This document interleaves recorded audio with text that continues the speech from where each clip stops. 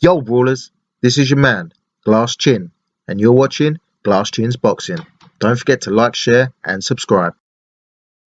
Yo Brawlers, I hit the 1200 subscribers mark this week, so a big thank you. It may not seem a lot in the grand scheme of things, but it means a lot to me. As a lifelong boxing fan, it's nice that so many strangers like hearing my opinion on the sport that I love. I just want to talk a little about Alen Babic and his fight with Adam Balski Saturday night on the Joshua Buatsi vs Craig Richards card. Apologies for not posting about this fight earlier this week, but I've been flat out with work. First off, I have to say that I'm glad that the Savage has finally gone down to the Bridgerweight division. I've said all along that he's too small for a modern heavyweight. He fought Adam Balski, who has been a career cruiserweight, but looked the slightly bigger man on Saturday night. Respect to both men, they put on a hell of a show, and Babic again proved why he's becoming such an attraction. He's a great undercard fighter with his savage alter ego. He's very easy to market, and definitely found a gem there.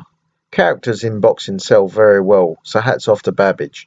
He has been doing a great job of promoting himself. You can't not like the guy. Yeah, he can be a little pantomime villain at times, but he clearly loves to fight. He brings intensity, heart and passion every time he steps in the ring.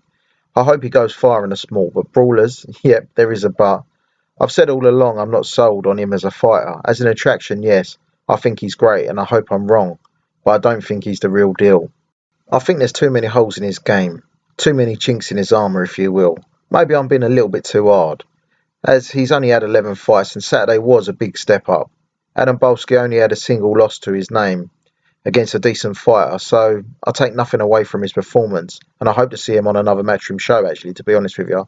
Maybe against Chris Billam-Smith back down at cruiserweight. Balski showed a great heart and took some big punishment from Babic over the 10-round distance. I think he deserves another good-sized payday after the shift that he put in.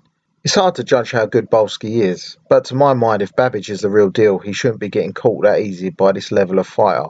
Who knows, maybe Balski will go on and beat some decent names and prove me wrong. But to me, Babic was dropped in the first round and out on his feet against a cruiserweight. I know Babic was hit multiple times after the bell, but it's protect yourself at all times. So to keep getting hit like that was, yes, it was a foul, but also a mistake on Babic's part. He can't afford to switch off like that when he fights a genuine top 15 fighter. Babic was caught flush on the chin after the bell in the ninth and was out on his feet. He needed to get help from his corner man to get back to the corner and was on unsteady legs at the start of the 10th. He was in survival mode for most of the 10th round, but he did finish strong. I guess the major positive is that he got a solid 10 rounds in the bank. Yes, he was tired, but he did show that he has the engine to keep up his high tempo.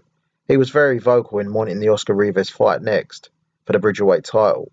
I'm not trying to be a hater, Brawlers, but I don't want to see that fight happen yet, for a couple of reasons really. One, I want to see the Oscar Rivas versus Eugene Romanov fight.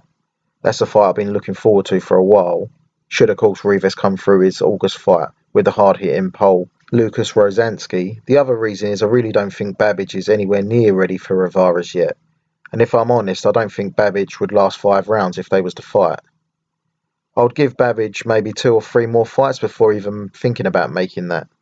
Looking through the Bridgerweight rankings, Senagashi would be a good option. He had a war with Carlos Takam a few years back. Him versus Babic could be an exciting fight. Some more much-needed competitive rounds. His own countryman, Peter Milas, hasn't long lost to Tony Yoka. That's a fight that could be made. Mexico's Elvis Garcia is fighting undefeated Alante Green next month. Garcia is ranked 9th, so maybe that's the first eliminator that could be made by the WBC.